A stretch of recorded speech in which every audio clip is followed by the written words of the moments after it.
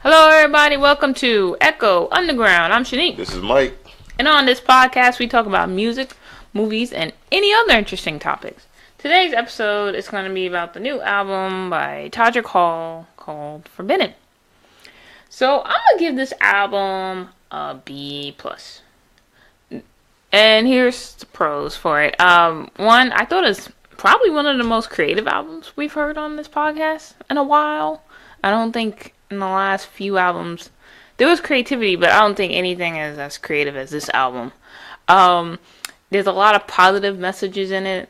It's actually talking about a lot of things. I admit there's some weirdness on this album. Like, some of the transitions were a little weird. I'm in one mood, and then it's like this 50s type style coming in. I'm like, alright, whatever. But to me, it also showed that he has range. Like, one thing this album did, it proved that he has range. Also, he let other people shine on his album as well.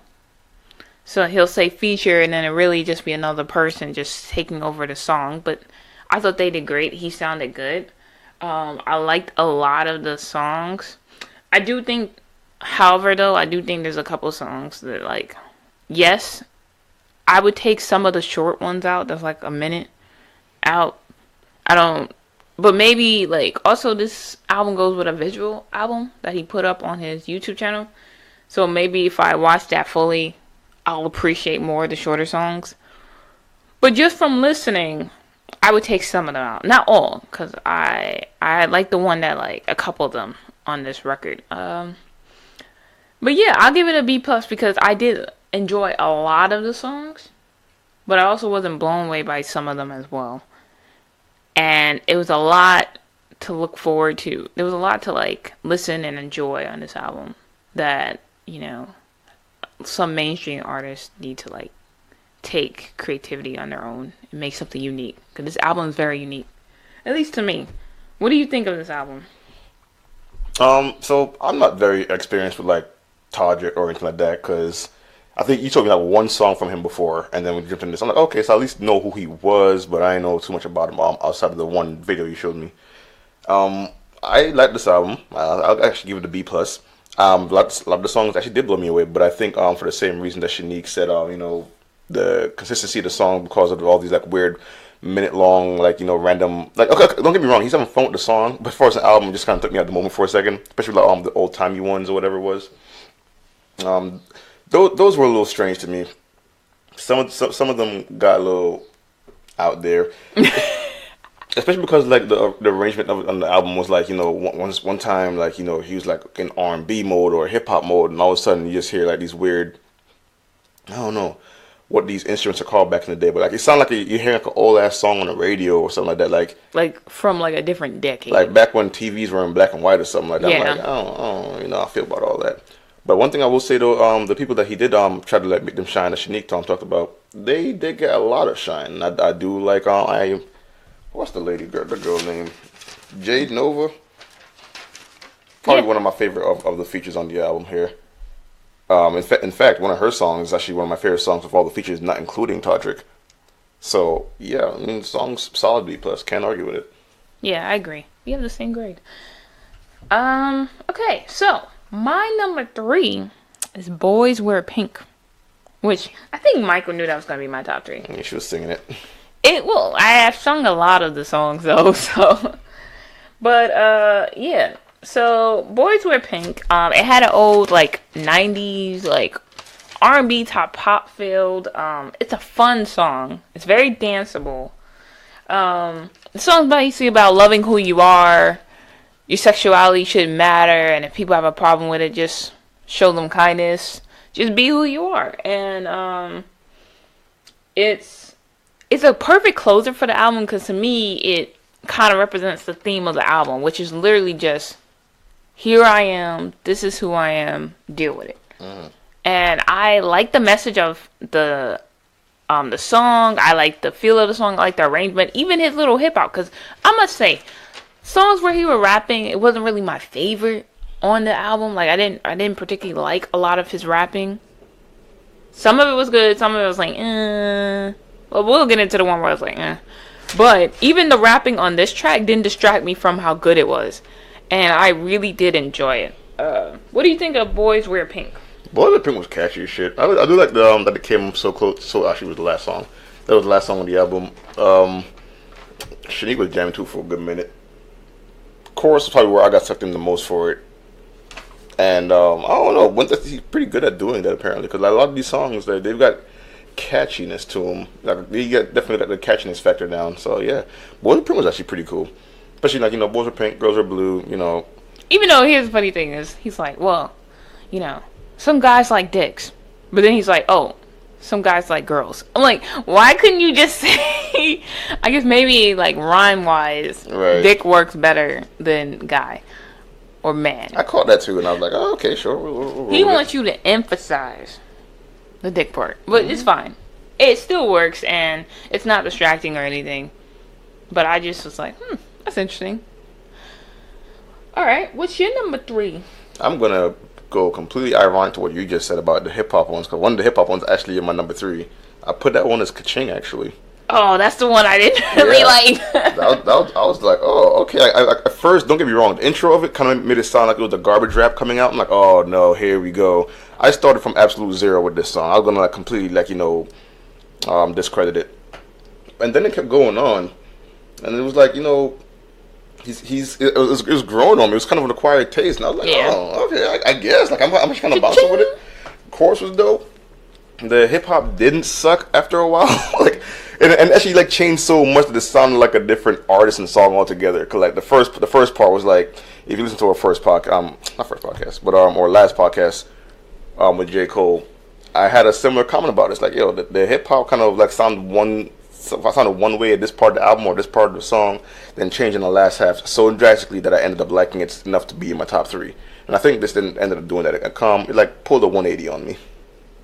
Cha-Ching again. I think this is the first time we're introduced to rapping Todrick, and I love the beat though. I can't hate on the beat. The beat was really good. What made me like the song more was his mix of rapping and singing on the second half of the song. That really made me like it. The first half, nah, I wasn't feeling that rapping at all. That was some weak ass lyrics right there. But overall, the song is better than what I've heard a lot on like the radio, but it's not my favorite on this album. Okay, so my number 2 is All American. Okay. I think Todrick did sing, but it's basically like 2 choirs, a male choir and a female choir for this song. I love the use of the choirs. The vocals on point, especially when the women sopranos came in. They carried this song, and it was really fun. It was catchy. I like the hidden message in the song because it's kind of a satire of America, so it kind of makes sense that it came after a national anthem, where they're saying find someone who's un-American, who's like, can love themselves, love you, no judgment, yada yada. Basically, find someone who doesn't have the problems of the stereotypical American. And I get what he's saying. And actually, I did think I seen in the in his little visual album, most of the people in the town that he was singing in, they were gay. So I got the message there too. I thought it was a really fun song, really great singing, great arrangement, and I liked the message of the song too. What do you think of All American? All American all the way through was pretty good. I think as far as like production quality, as far as like having the background singers be such a big carry for the song, which is actually like a shining moment for them. Like, granted, they're not like credited in the song or nothing like that, but that's not a super huge deal here. They were super good. There was a point where I was like, this chorus is pretty much. I'm just singing the background people's part. Like, don't get me wrong, everyone else's was good, but I was just there for like the background folks to like sing with them, and I was like, oh, they're like the catchiest part of the song for some reason. And they are the song. And don't even get me wrong. Like, the verses are cool too. Like that didn't use them as much, but like the subtle accents that they did for the song, like the subtle contribution that they did throughout the verses, anyways, outside the chorus, also really damn good. Like, I think a less is more approach was taken for the verses and their their part in it, but it ended up working just great. I think you just needed that much to make it be that good. Yeah. What's your number 2? My number 2, I'm gonna give it to something I didn't even think I was going to. I had a lot of things on this album I ended up thinking I was gonna like, but this one's probably the most catchy one I found. Oh shoot, I'm writing the whole name down. But I have Them Beats featuring RuPaul. Yeah, Them Beats. Yeah. Oh, okay, right. That's okay. I got you. Really? Yeah. That was like the catchiest gay club song I've ever heard, son. I was like, yo, I'm about to jam to this shit. Like, I don't know what to tell you guys. Like, all I have is the beat was pretty good and it's catchy as fuck. And like, this is the one I was like jamming to probably the most. Like, I was like ready to like get up, but I was really comfortable, so I didn't do it. But if I wasn't, I would have definitely like jammed to this song. Like, the complete vibe of the song was just all about like having fun and like putting life into like the party or something like that, and it worked just fine.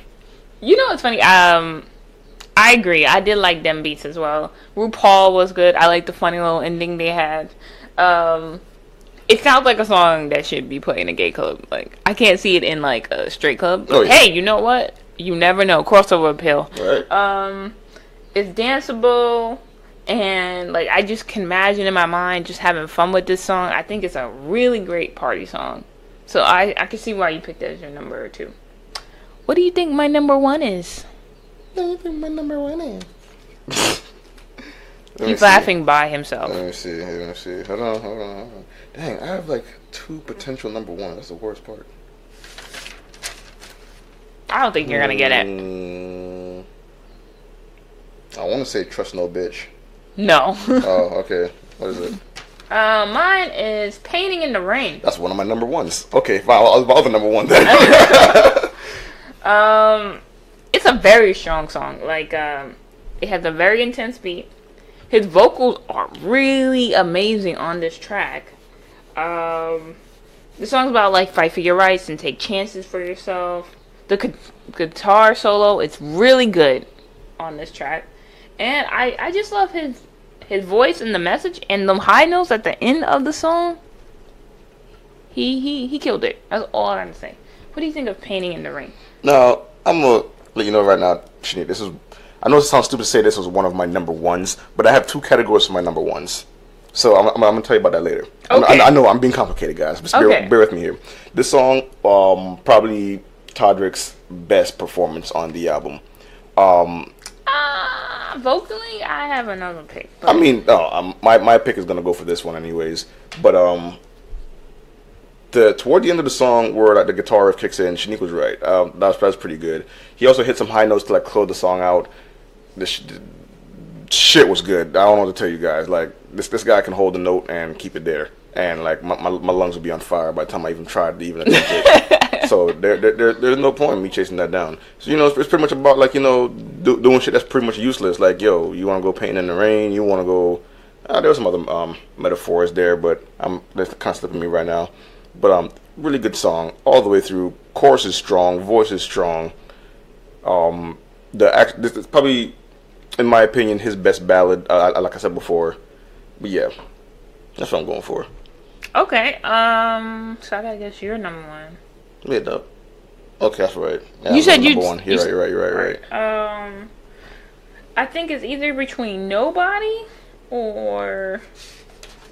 I don't think I'm gonna guess this one though. It's a sleeper hit. 11? Damn. Well, yeah, 2 guesses. That's not fair. Okay. It was gonna be a song that actually, my other category was a song that didn't have Todrick in it, because a lot of these songs actually didn't have Todrick in it, and I think this one was the best one that didn't have Todrick in it. Don't take a shot every time I say Todrick in it. But anyways, the song right here was, I have almost a similar comment for this song that I did have for Painting in the Rain. Really strong all the way through. Don't know who Jade Nova is, but she impressed me on the first try. Todrick Hall, like I said, was missing from this song, but wasn't really particularly needed. If you just heard me talk about Painting in the Rain, same comment. I feel like this is the best one outside of Todrick right here, in my opinion. Okay. 11 to me was very smooth. Like, the way she sang was kind of smooth for me. It had a very cool beat. There's a lot of metaphors with food that I was like, alright, I guess. And at first I was like, why is this song called 11? Then she's like, yo, I'll be waiting here until 11. I was like, oh, I get it now. Very sexy song. Yeah. it's kind of weird because it opened with, "I like my coffee black. How do you like yours?" And I was like, that's a weird way to open a song, but you know what? Once she started singing, it made sense why she opened it that way. So I thought she did really good. And that other song she was on, Nobody. She was on Nobody with another chick, but I'll go when we get there. I'll read that name. But yeah, she sounded really amazing throughout this entire album, and I'm glad she got a chance to shine on her own. She got 3 features actually. This one, well, this one technically Nobody, and the main song, the Forbidden. No, she was on Play as well. Oh, and Play. Right. Yeah, but only she sang with Todrick on that one. But yeah, let's go back. So, first song, Trust No Bitch. I wish it was longer. It was such a good song. And I like how he says, it's very catchy though. And he's like, bitches do bitch things and play bitch games. And I was like, such true statements. And I got it. I thought it was funny, but it was catchy. It's a very good R&B song, but it's too short. That's why I wasn't higher on my list. I thought it was too short. I wanted a little bit more from it. What do you think of Trust No Bitch? I mean, I thought it was okay. I thought it was like another one of those fun songs where he's like, "Yo, I'm gonna just put it out there and people want it." Like, to be fair, I don't think he, in my opinion, I don't think he needed like a whole song for it. However, that would have been appreciated. I'm not gonna lie. I could see why someone like Shanique would be like, and other his fans actually, considering how this was the one that was similar to the other. I mistaked it for the other song you showed me before. Oh, Got the wrong bitch. Yep, got the and wrong I was like, bitch. oh, okay, I get it. Cause that song apparently blew up for him. So I was like, you know what? If he's going for that kind of appeal, he probably could have made that song longer. But it was short and sweet, so I appreciate it for what it was. Okay. Next one, Wanted. Wanted was in my top 3 for a minute, actually. I love the rock beat on it. It's very catchy, and it's a play on words because it's not like, oh, you're wanted by the police. It's like, do you want it? And I was like, oh, that's kind of cool. The guitar was really good on this track. Actually, to be honest, anytime Todrick sang with like a rock beat, I really enjoyed. I thought he sounded really good on it. I liked a little. Oh, that's the next song. I'm about to mix up songs. But yeah, Wanted was really good. Got a hard time reading. Shut up. And what do you think of Wanted? Rude. Oh my! Actually, go say, shut up. Now tell me what you think. Yeah. Rude. Yeah. Rude. Anyways. Wanted was the first sign that was going to show me that he had the range going on for him for this album, because he went from Trust No Bitch, which was kind of the sound I was familiar with before from the song that Shanika showed me. Then Trust No Bitch had the rock element going for it, and I was like, oh, okay, he's carrying it pretty well with the rock. His voice actually sounds pretty good with it. Sounds like he's having fun with the song. It's actually getting a little catchy here, and I was like, okay, I tap my feet and bob my head. That's the sound of a good song for me. If I can tap my feet and bob my head, I mean, it's catchy, not annoying. So yeah, that's kind of where I'm at with Wanted. Okay. Next one, Change My Mind. Now, it slowed down a little bit, and then the electronic beat kind of kicked in, and I thought that was cool. And basically, the song's about, I changed my mind about, following the rules, not being true to myself. I'm not gonna live a lie anymore. And I'm just gonna do me. And I fucks with that philosophy. I like the electronic part on the chorus. I thought that was really fun. And again, this was a song that I was like, yo, you could be in my top 3 as well. It's very catchy, it's very fun, and it's different from what you heard from him, my bad. So what do you think of Change My Mind? My opinion on I thought the song was excellent outside of the one part which you actually apparently liked, but on the chorus the electronic beat was fine. But when the electronic beat had a chance to be by itself, like on the bridge on the way out, it was like it sounded like bad dubstep to me in my opinion. But it didn't take me out of the song. Like it was like, all right, I can't win them all today, but whatever. Everything else about the song was fine. His voice was fine. The chorus was fine. Intro and everything between before the bridge with electronic beat had a chance to sound by itself. Sounded fine to me. Okay. Lullaby featuring Brandy, which is just Brandy's song. Like Todrick is not on this song at all. He probably just wrote it. It's a very sweet song. I thought Brandy sounded good. I liked her runs on the track. He really let her shine. Like he said, hey, Sing this song, take control. This is all you. And it's like she's singing to like her son and talking to God at the same time. And I thought that was really cool. What do you think of Lullaby? Very soft song. Like Brandy was bringing out like the soft voice for this one. It was very nice and soothing. All the way through, I think Brandy handled it. This is the one song that first confused me about why the hell she was singing and Todrick wasn't involved when it said featuring Brandy. But like Shanique said, maybe he wrote it, maybe he produced it. Who the hell knows? But all I know is Brandy handled it excellently. The soft voice Brandy, I'm completely on board with that. Okay. Next one, National Anthem featuring Tamar Braxton. Again, this is just Tamar's song. She sounded really good. Them high notes. I was like, good lord, girl. I wish I could sing like that. But it's basically his version of the national anthem, which is actually a perfect lead-in into All American. So I did like that transition. I thought she sounded really great. I think it was a good song to set up the next song. And the vocals were on point. So good job, Tamar. What do you think of National Anthem? I sometimes gotta remember that we actually did go through one of her albums before. Yeah. And I was like, oh, wait a second, that's right, we did go through her album. Sounded good on her album, sounded good here. She hasn't lost a step. I don't know what she's doing in the background after that album, but apparently I know where to find her now, so she's right here. I think that was her last album, rumored. I mean, either way, she sounded good here. That's her on her way out. She sounded fine right here. And I do agree with Shanique. Excellent transition into the next one. And I think she can handle a national anthem. Like I know people like botch it a lot of like games and events and whatnot. Fergie. Not Tamar. She over here handling shit. Yeah, that's very true. Next one. What's going on? Weird ass song, dude. Cause it was for me. It was jarring because you have All American, right, and then you have this 50s ass sound coming in, and you're just like, I think me and Michael looked at each other like, what the hell is this? I thought it was a commercial when it started, to be honest. He had a very good falsetto. It's just the transition threw me off. He didn't sound bad. I don't know. The song was just too jarring for me to like really appreciate. But vocally, there's nothing wrong with the song. What do you think of What's Going On? What's Going On was weird fucking song. I can only I'm not trying to make excuses for Todrick here, but I was only chalking up to maybe he just having fun with the shit. Especially after I realized that the bomb started a pattern, because there's like 4 more songs like this. Yeah. And I was like, okay, I guess this is just you saying, fuck it, I'm gonna just throw some weird shit in there to throw everybody off. And then I'm gonna reel them back in with some weird shit after this, which was Ka-Ching, but we're gonna skip over that since we talked about it already. Yeah, weird song. Alright, Ordinary Day, featuring Nick Rashad Burroughs. First of all, his voice is really good. It's very old school though. And I was first like, oh, this is gonna be a follow-up to What's Going On. It's actually a good transition from What's Going On, in my opinion.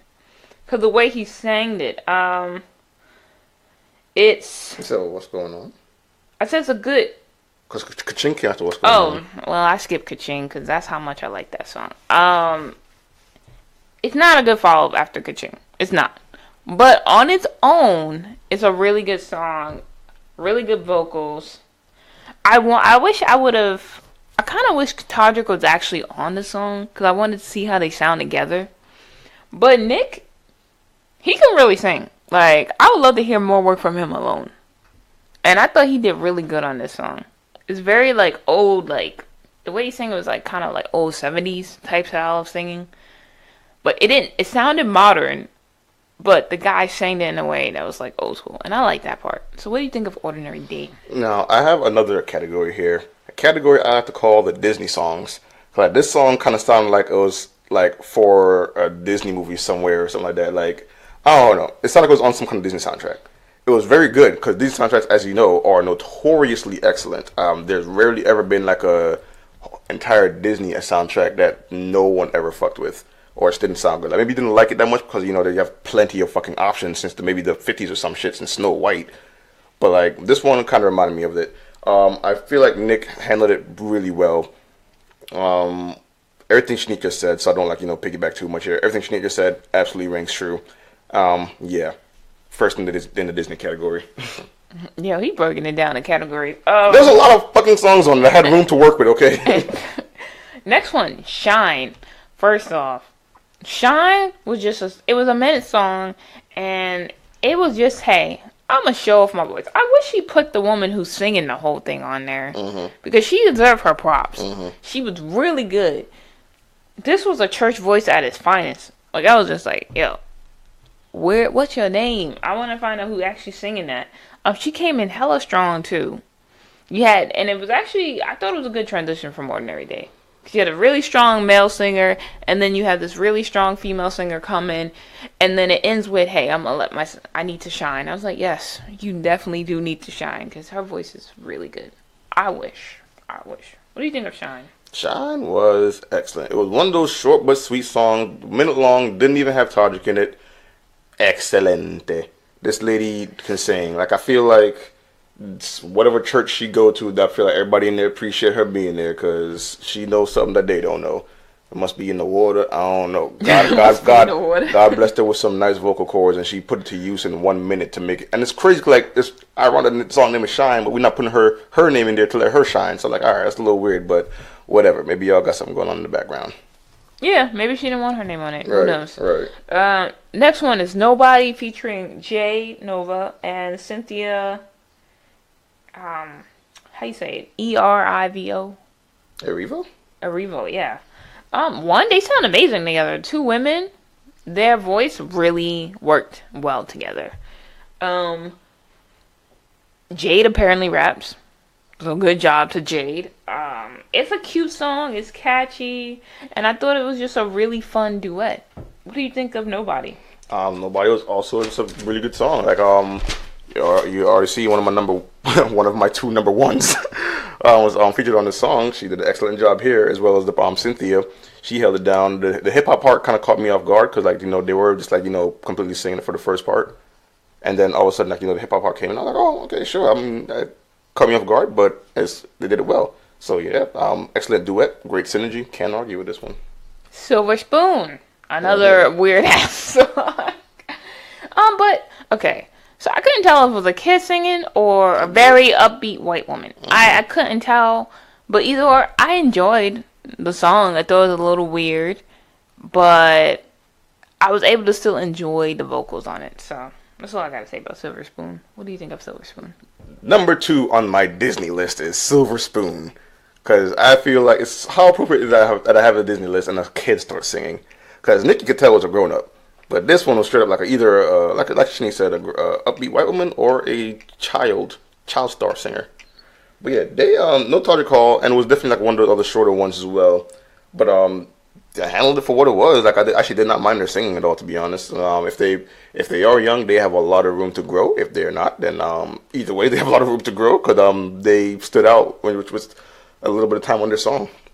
Similar to Shine, not as like mind blowing as Shine, obviously, but like still worth noting that they stood out with maybe less than 2 minutes of actual singing on their track. Yeah, I think this one was less than a minute. But next one, Type. Now, Type is basically, he's saying, I have a type, and it's ain't shit niggas, because it's sarcastic in a way, because he's like, hey, if you're gonna break my heart, call me. If you're going to, like, fuck me over, call me. Very smooth singing. He talks about shopping at the asshole store. I thought it was very clever lines. And I really like the feel of the song. Now, I hope this is really not his type. I hope he finds better. But true to life, sometimes it is their type. And I thought it was a weird transition after Silver Spoon, but overall, I thought Type was a really good song. What do you think of Type? It's funny you should say about the weird transition too, because Silver Spoon was definitely like a PG-ass song, and then Type came in and it was like all kinds of, these niggas ain't shit, you suck, alright, I guess me and you belong together, because that's all I kind of tracked. But yeah, everything Shanique just said was pretty much a good summary of the song. Like, Todrick was pretty much just saying, fuck it, I guess this is kind of, what's the point of having an actual type that treats me right when, the ones that are attracted to me, or the ones I end up with, are just the ones with like the a really shitty end result. So if I guess that's what I'm doing here. He sounded good on it. Now he sounded like he had something to get off his chest, and he put it on the track, and it was well done. Okay. Now, the next song, Thug, which is Thug, because it actually has dots between them, parentheses, trade. Now, I think trade is like some gay slang that I don't fucking know. So, if anyone knows what that actually means, go Tweet for at it. us. Tweet at us. Exactly. This song is why he has a type. That's all I have to say. Exactly. This song is why he has a type. It's weird that it came after Type. That's not. Yo, go ahead. I don't really like his rapping, but I did love the song in general. He talks about looking for a thug dude. There's some sus ass lyrics, like he says he's looking for a dude that eats booty for food. I'm like, okay, I guess. It goes along with type though, so I thought first you find out he has a type of shitty ass dudes, then you find out why he has a type of shitty ass dudes. And I thought the song was funny. There's some susness happening, but overall, I like the track. What do you think of Thug? Now, I did like Ka-Ching, admittedly, because of hip-hop. This one I wasn't super huge on. Not because of the content or nothing like that, but only because, like, one, the transition threw me off. Two, I think he tried to, like, exaggerate the thug part of himself for the part, which he did a good job of if that was his point. But like other than that, I was like, oh, I guess it's just I liked Type because you were angry about like a legitimate thing that people were actually mad about. Then you come over here and start doing the he ain't go to what was it Kinko's because he printed in the front and back of his jeans or something like that. Yeah. Or sweatpants or whatever. I'm like, yo, all right, sure, whatever. I was on your side for a little bit, Todrick. Now I don't feel bad for you He's at like, all. I don't want no feminine dude. I want a thug. That's Right. And I don't know what trade means, like Shanique said, but please let us know on the email, on the Twitter, somewhere, please. I don't want. He kept saying it. I was like, that went over my head. I won't Google it and have my browser history turn into something weird. All right, guys, just let me know. Next one, B, which ends the first half of the album. I don't like this song. What do you think of this song, Michael? It's crazy. Like, I thought the song was okay. I think it was a little bit much on the bitch like line. Cause I know there's another song we did recently. I'm forgetting what it was and who was by it too, to be honest. But pretty much the word nigga was just on the end of every line, and I was just like, I don't know if you need all that. Like this one just had like excess bitch. There wasn't really. That was Nipsey Hussle. Nipsey Hussle, that's right. And he had like this one song and every line had the word nigga in it. This was kind of the one where just like bitches on the end of every line, and I was like, I get it. This is the angry part of the album, I guess. But not quite a standout compared to everything else. Next one, Break My Heart. I know, but ain't nothing like that. Okay, I'm sorry. It's a very sad song, and it's weird. I would have put that after Type or Thug, again. Right? One of them, because it's talking about how he taught this person how to break his heart. Mm-hmm. No, it feels short though. I don't know if it's actually short, but it does feel short. And I thought his vocals were really good. It's not the most upbeat song, but it does show you that he can sing. So for that, I'm like, okay, decent song. What do you think of Break My Heart? Right here, he went to sad R&B mode, which was fine because he sounded good on it. A lot of R&B is about this kind of subject matter, but he sounded to me, to be honest, he sounded pretty good on it. And I do agree that Type would have been an excellent place to put this afterwards as well. However, I guess he just didn't want to put everything in the same place for whatever reason, because I guess he wanted to transition a little bit better into his angry mode for Thug and B. But yeah. I guess this is probably the best place I could find for it, but my biggest problem isn't with the album position, more with the actual song itself. Like, no, I'm sorry, not with the song itself, but more with just the Actually, no, I guess I am mad with the transition. Yep, never mind. Fuck it. I guess the transition is what I'm mad at. Next song. What the fuck? Okay. Next song, Play, featuring Jade Nova. Now, I wrote, he's actually here. This is the first song on the album where it says it's featured by someone, and he's actually in the song. And, like I thought, their voices sound really good together. I'm not the biggest fan of the song. I thought it was decent. It talks about the dangers of falling in love, and It's a very cute song, and their voices mesh very well. So I was happy with the duet. I was like, we finally get to hear him sing with the features. What do you think of Play? Number 3 on my Disney list is Play. I can't. She's over here face palming. It sounds like a Disney. It sounds like a Disney soundtrack to me. I feel like this guy's gonna end up singing for Disney someday. In fact, I do hope he does sing for Disney someday. He does do like Disney tributes a lot, so. Oh, okay. So much I know. Okay, well, yeah. I hope he gets more bigger roles in Disney. Then fuck it. But yeah, like this song, let me think. Like it was like a Disney duet. I can't place my finger on what song I was thinking about when I heard this, but I do know that I immediately thought, wow. I'm glad Todrick did show up. And I do think that he did a pretty good well with company on his album. Sorry, on his same track that he is. But you know, the vibe I'm getting from it with the whole Disney thing is not a bad thing either. Like, I actually hope that he does end up doing something big with them sooner or later in the future. Okay, cool. Next one, Ring-a-Ling. Weird ass song.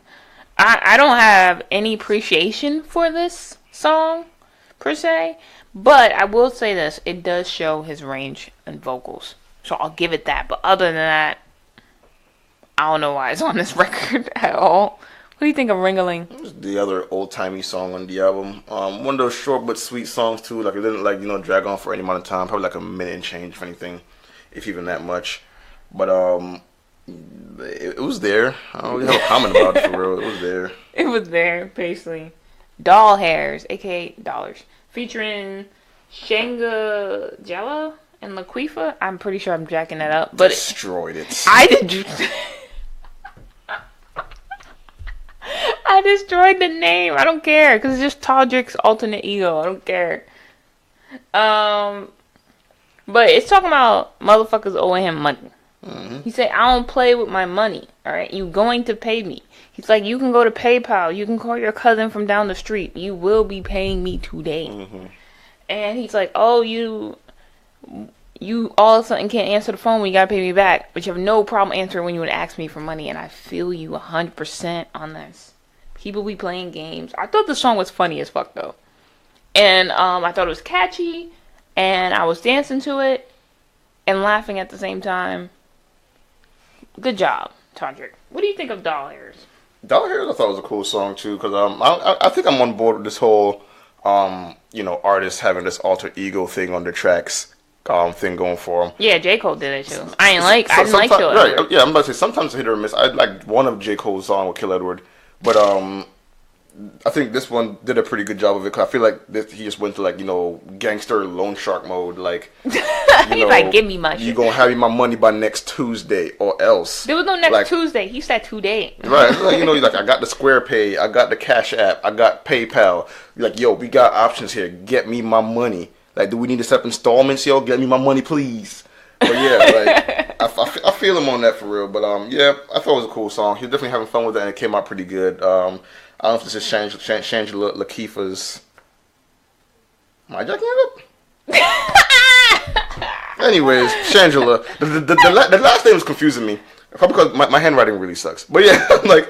I don't know if this is her debut or his debut. His debut. But her debut. It's a girl. Oh, okay. I guess, man, these things confuse me. But yeah, if this is their debut, I think they made a good impression on me. Okay, next one, 2003. Such a switch from Doll Hairs. Mm-hmm. This one, like, bitch, you owe me my money, and like, oh, we're so in love. Like, it's 2003. Right. It's a cute song. It's about high school love and catchy chorus, but it gave me like an older pop song vibe. I don't know if that was the intention, but that's to me what it sounded like. Really, all I can say is just cute. It's just a cute song. I feel like it would play in like a movie. Mm-hmm. It's like a scene where a couple gets together type deal. Just cute. I have no complaints about the song though. What do you think of 2003? Number 4. I'm playing. Yo. No, I don't think this was a Disney song necessarily, but I did think it was okay. Like I actually said, it was cute. It went from loan sharking motherfuckers for getting your money to like slowing the pace down a little bit.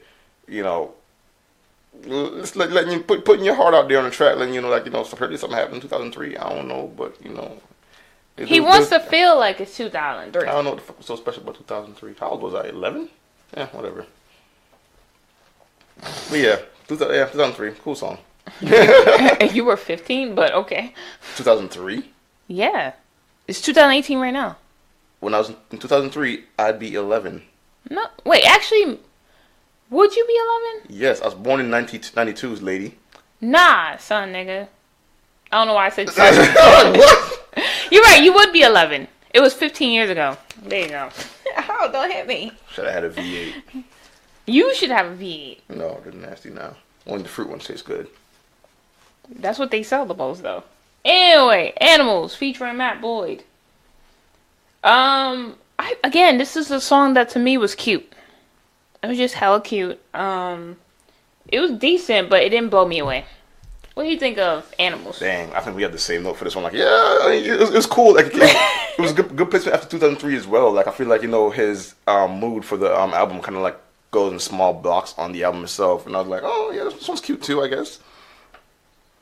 That is it. Okay. Forever. I like the beat. I like the Spanish influence of the track. I thought it was danceable. I like his little metaphors. He's like, your touch is my addiction. Your kiss is my prescription. I was like, throwing that in there. It was a step up from Animals in 2003 for me. So I did really like it. For what I heard and what I thought it was going to be, very good surprise. What do you think of Forever? Forever was a good standout to me too because of the beat, the little Latino island heat going on. I like that. I like that whole aspect of it right there. And I do like, what was it? It was like the bridge on this song was also excellent. Like it was pretty much just the beat playing out itself. Like it was the opposite effect that I had on the other song with the electronic beat in the beginning. Like this one was just like the island beat just taking over, and I was like, hey, I can jive with this. He goes on to show off that his range has gone from electronic to sometimes hip hop, because it's hit or miss of hip hop, to like just the slow and sweet to the ballads, and now you got like the island stuff going on. So I'm like go ahead, Todrick, you're covering all the bases here. Yeah.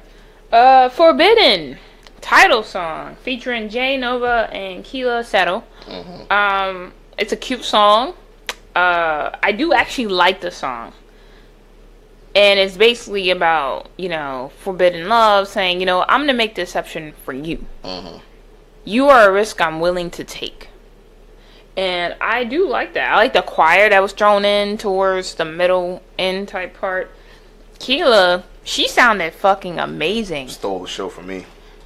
And I want to say it's the same woman from that sang This Is Me. Shine. No, I want to say the same woman that sang This Is Me from The Greatest Showman. Oh, yes. That sounds true. Like her. That looks like her name. Yes, so, I think that is. Hey, you did a good job here too. She sounds amazing. You have a podcast on that too, guys. Please listen to it. Yeah, Greatest Showman. Really good musical. Sounds amazing. I love the song, and I thought for the theme of the album and for the title song, it's a really good song. Yo, I can't right now. That really was her. Yeah. She sounds like a black woman, but that's what was her. That really was. I'm just like taking that back right now. Like, oh, for damn sure she was. I think she was like one of my favorite singers in the whole movie too. And I'm like, yo, how do I know her voice, man? The bearded lady, man. Come on. What do you think of the song? You still in shock? You still in shock? I gotta process all this new information coming in, man. You should have told me while I was listening to it. I didn't realize until I was reading the name. Anyways, song was great. Stole the show, like I said.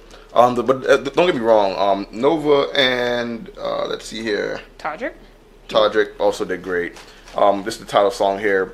Did excellent. However, sorry to y'all too, though. Keela, listen, man. She need to shine. She gonna be shining. All right.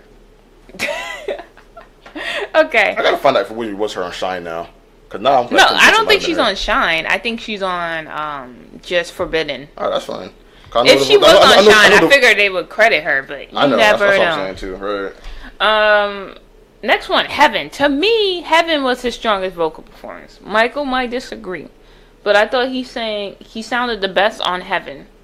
This song was a straight ballad. He had amazing high notes. He was able to hold his notes too. And it was him basically talking to God and I guess the people he loved at the same time. He's like, if I don't see tomorrow, God let me send something down from heaven. And I thought it was a really nice song. Good ballad. And to me, it matched Painting in the Rain as a transition. What do you think of Heaven? Excellent. Good ballad. Actually, no, good. Not good. Not good ballad. But excellent ballad. This guy, his voice is made out of something that we just can't comprehend right now for this song. It did blow me away, same way Painting in the Rain did. And to be honest, I do hate making a competition between the both of them. Cause when I think about it, I'm like, nah, I just don't know. Cause it really is that good of a song. It was hella soulful, and I think he held it down all the way through. And that's impressive, man. Like, I guess this like I said, he goes in small waves throughout the album for what kind of mood he kind of fit. This was definitely the one where he's like, time to put my vocal cords to work. Yeah. I slapped my chest a little hard right there. Yeah, I was like, what the? I got the wind out of me. Pettiness. To me, I wouldn't have put this song after Heaven. I didn't think it flowed correctly.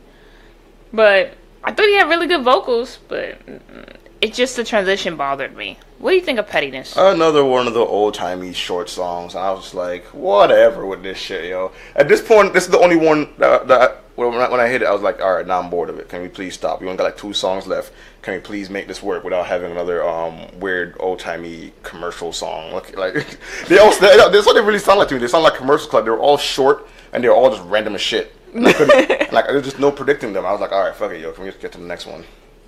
All right, Apple Pie. I like the choir in it. It's basically talking about being the best person you could be and comparing life to apple pie, peace and love. I thought it was a very cute song, a feel-good song. There's some really good high notes in it, but it didn't blow me away. I just thought, hey, this is a very cute song and decent. What do you think of Apple Pie? Apple Pie was the last part where like I realized, okay, here's his next part where that covers his range. It was acoustic. Like he pretty much only had like one acoustic guitar on the beat the entire time, and I was like, okay, now we know how to go, without a whole orchestra behind you or electronic beats behind you, nothing like that. You work with one individual instrument. It means you've covered so many bases. I don't even know what's left for you to cover at this point. He did sound good on to me. To be honest, after the 2 ballads, I feel like I was impressed enough by his voice to not care that this one wasn't one of the show stealers. Because I'm like, he's already proven enough to me at this point. So I'm like, all right, cool, yo, just have fun for the rest of the album. Which he kind of did because the next one was Boys Wear Pink. So, which is my shit. Right. All right, and so I guess we have actually covered the album. For me, this album is worth a listen. And I would stream this album and then buy certain songs. I wouldn't buy the whole album, but I definitely would buy a lot of these records. So yeah, it's like a part buy, part stream type deal. But yeah, good song, worth checking out, and I think someone will find something about it that they love. What do you think? Maybe I don't know how big of a deal he is on YouTube, but I think this is probably going to shoot him up a lot. This is doing great for Todrick stocks right now. It's going to do him a lot of favors in the future. Hopefully, like I said, he does good on Disney. I think he has a tour with this. I say you go find this album and give it a shot if you haven't heard of this guy before, because he's covering a lot of areas of music and a lot of genres that people can't really balance all as one artist, and he's managed to do it excellently. He's doing great with his features as well. Like if you want to do some homework on the features on this album, I say go ahead and look for them as well. Like they're also excellent. And yeah. Todrick held it down for this album. Yeah. Very good. Alright, so sorry. You can tweet us at Echo U Podcast and let us know what you guys think of this album, or if you have any suggestions of other albums or movies that you want us to check out. You can find us on any social media site, including SoundCloud, iTunes, Facebook, YouTube, at Echo Underground Podcast. We are also on different podcasting apps for Android and iPhone, also under Echo Underground Podcast, and we'll see you guys in the next episode. Catch us next week for Infinity War! Bye! Bye!